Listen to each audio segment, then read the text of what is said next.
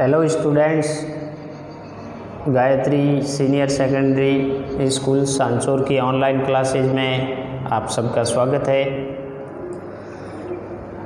आज की क्लास में क्लास 12th की भूगोल का छठा अध्याय है विश्व मानव अधिवास। उसमें अधिवासों के दो प्रमुख भाग है, जिसमें ग्रामीण अधिवास है और नगरीय अधिवास है। ग्रामीण अधिवास क्या होते हैं, ग्रामीण अधिवासों के प्रकार क्या है, इनके वर्गीकरण का आधार क्या माना है, ग्रामीण अधिवासों से कौन कौन से अधिवासों के प्रतिरूप बनते हैं, इनके बारे में अपन ने विगत क्लासों में अध्ययन किया है। आज की क्लास में अपन नगरीय अधिवास है, विश्व के प्रमुख जो नगरीय अधिवास है उनके बारे में चर्चा करेंगे। सबसे पहले ये बात सामने आती है कि नगरीय अधिवास किसको कहते हैं। तो नगरीय अधिवास की परिभाषा के लिए या नगर की परिभाषा के लिए विश्व के विभिन्न देशों ने अपने अलग अलग मापदंड रखे हैं और उन अलग अलग मापदंडों के आधार पर नगरों को यानी कि परिभाषित किया है, जिसमें मुख्य आधार जैसे जनसंख्या का आकार है या व्यावसायिक संरचना है या प्रशासन है या आवश्यक और भी जितनी दशाएं हैं, तो उनके आधार पर नगरीय जो अधिवास है उनको परिभाषित किया है कि किसको नगर कहेंगे और किसको ग्रामीण इलाका कहेंगे। लेकिन मोटे तौर पर बात करें तो अधिकांश जो नगरीय अधिवास की जनसंख्या होती है, ये जनसंख्या गैर कृषि कार्यों में संलग्न होती है। गैर कृषि कार्यों में संलग्न का मतलब क्या है कि अधिकांश नगरों की जनसंख्या द्वितीय, तृतीय, चतुर्थ एवं पंचम क्रियाकलाप में संपन्न होती यानी कि द्वितीय, चतुर्थ और तृतीय, पंचम क्रियाकलाप में संलग्न होती है, क्रियाकलाप में संलग्न होती है।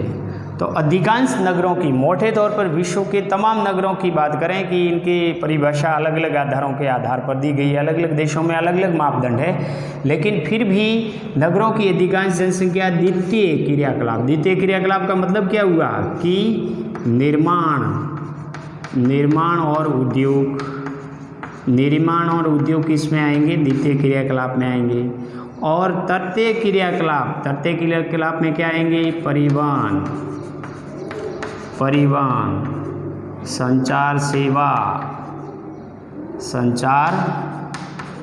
सेवा, मनोरंजन, अन्य जितने भी सेवा क्षेत्र है, चाहे बैंकिंग सेवा क्षेत्र हो या अन्य यानी बीमा का सेवा क्षेत्र हो, तो बैंकिंग, बीमा, परिवहन, मनोरंजन, ये सारे कौन से हैं, तृतीय क्रियाकलाप में आएंगे। और इसके अलावा स्वास्थ्य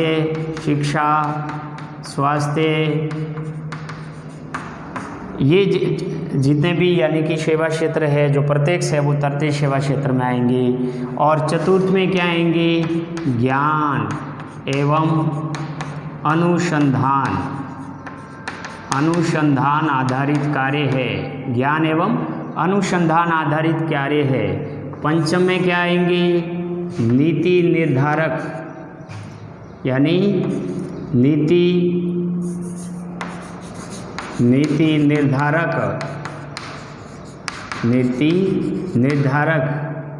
नीति योजना का निर्माण करता,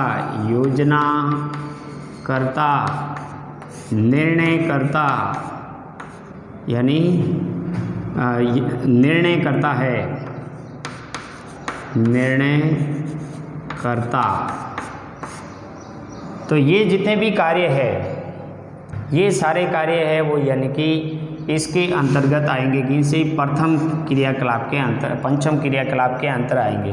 तो कुल मिलाकर के ये कहा जा सकता है कि नगरीय अधिवासियों की अधिकांश जनसंख्या निर्माण, उद्योग, परिवहन, संचार सेवा, शिक्षा, स्वास्थ्य, ज्ञान, अनुसंधान, मनोरंजन, योजनाकर्ता या यानी कि निर्णय जो करता है, निर्णयकर्ता, इन कार्यों के अंदर संलग्न होती है, उसे अपन क्या कहते हैं?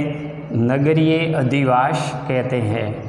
और नगरीय अधिवासियों की जो विशेषताएं हैं, ये क्या विशेषताएं कि इनकी एक खासी विशेषता होती है कि उच्च जनसंख्या घनत्व है। नगरों के अंदर जनसंख्या घनत्व क्या होता है? उच्च जनसंख्या घनत्व होता है। जैसे विश्व का सर्वाधिक जनसंख्या घनत्व वाला जो नगर है वो है सिंगापुर। सिंगापुर दुनिया का सबसे ज़्यादा जनसंख्या घनत्व वाला यानी कि नगर है। भारत में सबसे ज़्यादा जनसंख्या घनत्व कहाँ है? दिल्ली के अंदर, जहाँ 11,297 व्यक्ति प्रति वर्ग किमी में निवास करते हैं। तो इस प्रकार यानी कि उच्च जनसंख्या घनत्व हमेशा उच्च रहता है, डेंसिटी अधिक रहती है, ये नगरों की विशेषता होती है। और दूसरी त्वरित गतिशीलता, नगरों के अंदर जनसंख्या त्वरित गतिशील रहती है, किसी न किसी कार्यों के अंदर संलग्न रहती है, चाहे उद्योग, विनिर्माण, श्रम शक्ति, परिवहन के क्षेत्र, संचार, शिक्षा, बैंकिंग, ये जितने भी क्षेत्र है उन सभी क्षेत्रों के अंदर क्या है? त्वरित जनसंख्या रहती है, गतिशीलता उसमें रहती है, एक जगह स्थिरता नहीं रहती है। इसीलिए परिवहन के क्षेत्र में भी विकास नगरों में अधिक होता है। अधिक परिवहन यानी कि जो भार है वो भी नगरों में पड़ता है, क्योंकि जनसंख्या क्या है? गतिशील रहती है। पक्की सड़कों एवं यानी पक्की सड़कें एवं पक्के मकान होते हैं। नगरों की एक और खासियत क्या है कि ज़्यादातर सड़कें पक्की होती है और मकान भी पक्के होते हैं। रोजगार की उपलब्धता, ये बहुत अच्छा फैक्टर है कि नगरों की वर्तमान में जो जनसंख्या में वृद्धि हो रही है, लोग ग्रामीण से नगरों की ओर प्रवास कर रहे हैं, ग्रामीण से नगरों की ओर प्रवास कर रहे हैं। ये जो प्रवास है, उस प्रवास का मुख्य कारण क्या है कि रोजगार के क्षेत्र उपलब्ध होना, रोजगार के अवसर उपलब्ध होना।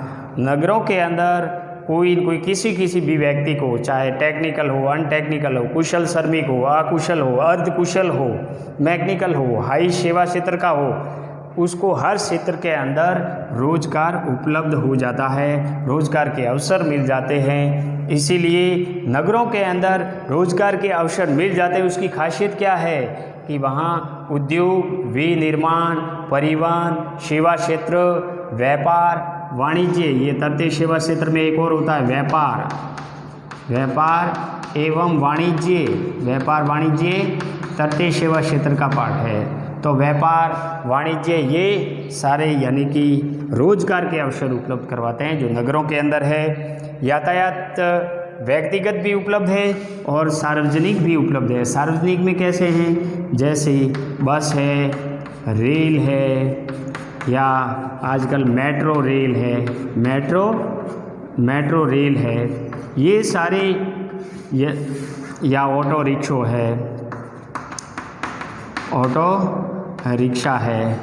ये सार्वजनिक क्षेत्र के जो परिवहन साधन है वो भी उपलब्ध है। किसी व्यक्ति को अगर सार्वजनिक से परिवहन साधन से कहीं जाना है तो उसके लिए भी तमाम सेवाएं उपलब्ध होती है शहरों के अंदर। इसके अलावा जिन व्यक्तियों के पास में व्यक्तिगत परिवहन के साधन हैं वो भी अपने यथा स्थान से गंतव्य स्थान तक जा सकते हैं। और एक और खासियत है कि 50% जनसंख्या गैर कृषि कार्यों में संलग्न। गैर कृषि कार्यों का मतलब क्या कि उद्योग, व्यापार, वाणिज्य, परिवहन और यानी कि शिक्षा, सेवा, बैंकिंग, बीमा, बैंकिंग जैसी यानी कि सेवाओं में संलग्न होते हैं कृषि कार्यों को छोड़ के।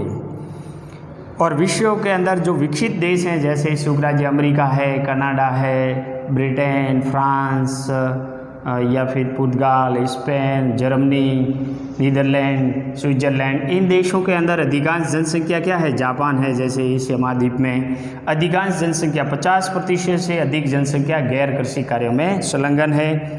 जटिल श्रम शक्ति का विभाजन होता है और शहर क्षेत्र के अंदर शहरी नगरीय क्षेत्रों की क्या विशेषता है? जटिल श्रम विभाजन, मतलब वहाँ हर छोटी से छोटा एक मजदूर से लेकर बड़े से बड़ा कारीगर, सेवा क्षेत्र, हाई प्रोफाइल तक का व्यक्ति का जो श्रम विभाजन वो निश्चित होता है, डिवाइडेशन होता है। किसी भी फैक्टर में चाहे कुशल श्रमिक चाहिए तो भी उपलब्ध है, अर्ध कुशल चाहिए, उच्च कुशल चाहिए, टेक्निकल चाहिए, नॉन टेक्निकल चाहिए, मैकेनिकल के क्षेत्र में चाहिए, सेवा क्षेत्र में चाहिए। हर श्रम शक्ति है उसका एक क्राइटेरिया विभिन्न वर्गों में विभाजित होता है और वो ही उद्योगों को विकास में मददगार होता है, ये भी खासियत है। इसके अलावा एक और है कि अधिक सुख सुविधाएं उपलब्ध होने के कारण, अधिक सुख सुविधाएं और आधुनिक जीवन शैली है वो सामाजिक प्रगाढ़ता को क्या कर देती है? कम कर देती है। और सामाजिक प्रगाढ़ता है वो यानी कि ज़्यादातर कहाँ पर है अधिक होती है? ग्रामीण क्षेत्रों में।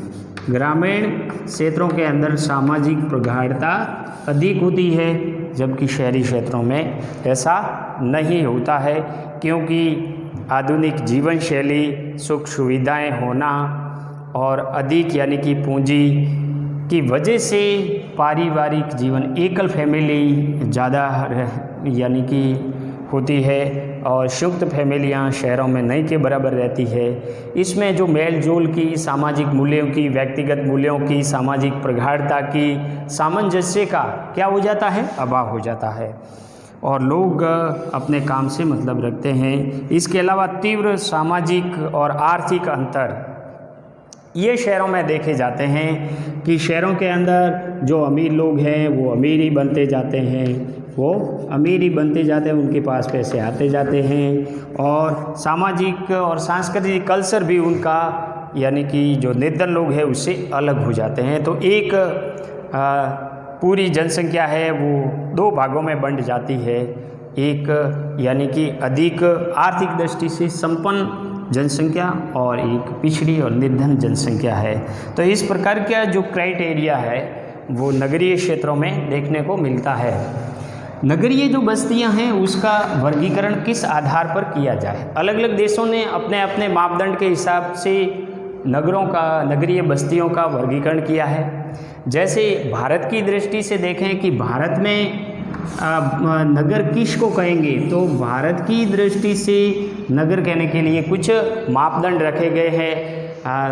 1991 की जनसंख्या के अनुसार भारत में नगरीय बस्ती की जो मापदंड है, जो आधार है, वो ये है कि कोई भी यानी नगर पालिका, कोई क्षेत्र जैसे नगर पालिका है, नगर परिषद है,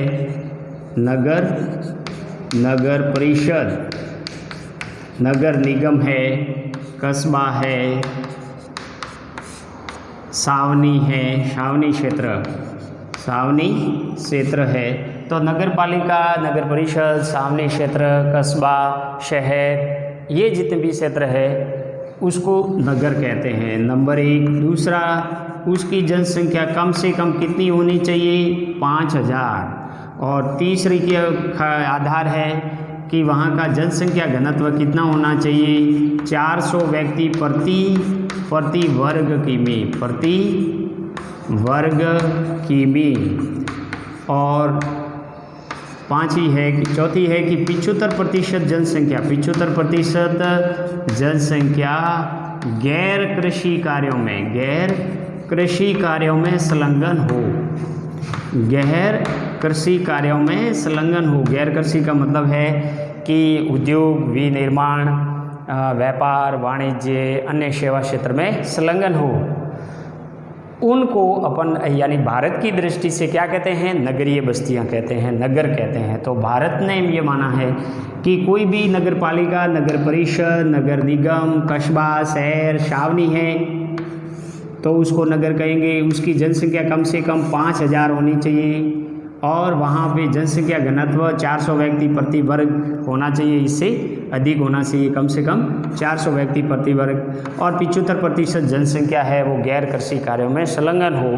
तो भारत की दृष्टि से उसको नगर कहा जाता है।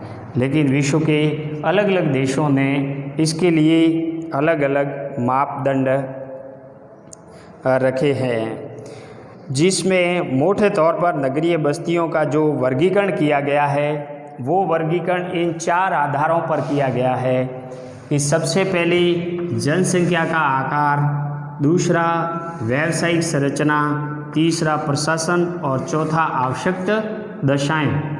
इन चारों आधारों पर नगरीय बस्तियों का विश्व के अंदर वर्गीकरण किया गया है, जिसमें सबसे पहले हैं वो है जनसंख्या का आकार। जनसंख्या का आकार का मतलब है कि अधिकांश देशों में नगरीय क्षेत्रों को परिभाषित करने के लिए जनसंख्या आकार को प्रमुख माना है और विश्व के अलग अलग देशों में नगरीय क्षेत्रों की श्रेणी में आने के लिए जनसंख्या का न्यूनतम सीमा अलग अलग है। जैसे डेनमार्क, स्वीडन और फिनलैंड में 250 व्यक्ति वाले क्षेत्र है उसको नगर कहा जाता है। आइसलैंड में 300 व्यक्तियों का एरिया है उसको नगर कहा जाता है। कनाडा और वेनेजुएला में ये क्राइटेरिया 1000 व्यक्ति है। कोलंबिया में 1500 है और पुर्तगाल और अर्जेंटीना के अंदर ये 2000 व्यक्ति, पुर्तगाल और अर्जेंटीना के अंदर ये 2000 व्यक्ति यानी क्राइटेरिया है। संयुक्त राज्य अमेरिका और थाईलैंड में 3000 है। संयुक्त राज्य अमेरिका और थाईलैंड के अंदर 3000। भारत में 5000 व्यक्ति निर्धारित है। भारत के लिए जो क्राइटेरिया है कि 5000 व्यक्ति होने चाहिए, 400 व्यक्ति प्रति वर्ग किमी यानी घनत्व और 75% जनसंख्या है वो अधिक यानी कि गैर कृषि कार्यों में संलग्न हो। इनके यानी कि ये भारत की दृष्टि से यानी कि जनसंख्या के आकार और अन्य प्रावधान रखे गए हैं। दूसरा जो आधार है वो है व्यावसायिक संरचना। तो व्यावसायिक संरचना के आधार पर अलग अलग देशों ने अलग अलग यानी कि मापदंड रखे हैं, लेकिन फिर भी नगरीय बस्तियों के लिए जनसंख्या का जो आधार है, आधार के अतिरिक्त यानी इटली जैसे देश यानी कुछ देशों में 50% से अधिक जनसंख्या गैर कृषि कार्यों में संलग्न होना चाहिए। यानी इटली जैसे कुछ एक देशों के अंदर 50% जनसंख्या गैर कृषि कार्यों में संलग्न है तो उसको नगर कहा जा सकता है। भारत में ये मापदंड कितना है? 75% जनसंख्या गैर कृषि कार्यों में संलग्न होनी चाहिए। यहाँ प्रमुख आर्थिक गतिविधियों को भी यानी नगरीय बस्तियों का मापदंड माना गया है। तीसरा आधार है वो है प्रशासन।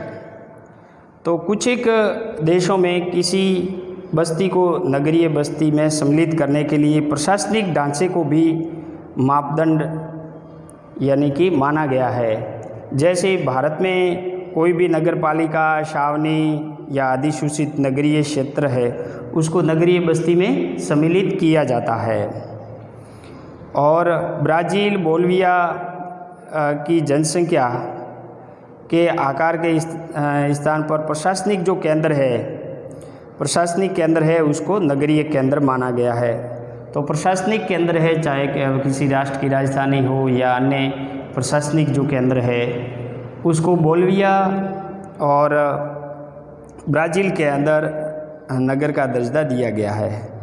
अन्य जो आवश्यक दशाएं हैं विश्व में नगरीय केंद्रों की गणना यानी संपादित कार्यों के आधार पर भी की जाती है।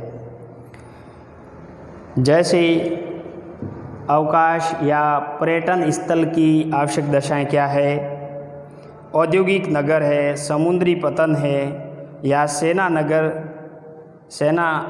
नगरों से यानी कि भिन्न होती है। तो इस प्रकार समुद्री पतन या सेना नगर या औद्योगिक नगर इनकी आवश्यक दशाएं क्या क्या है और किस प्रकार रहती है, उनकी ज़रूरतें, वहाँ की यानी कि जो कार्य प्रणाली है, कार्य संपादन है, वो किस तरह से रहता है, उसके आधार पर भी यानी नगरीय बस्ती का आधार माना गया है। तो ये आधार यानी 4 तरह से माना गया है, जिसमें जनसंख्या का आकार क्या है, व्यावसायिक संरचना, प्रशासन और आवश्यक दशाएं, इनके आधार पर विश्व की नगरीय बस्तियों का वर्गीकरण किया गया है। अब अपन नगरीय बस्तियों के या नगरों के जो प्रकार है उसका अध्ययन कल की क्लास में करेंगे।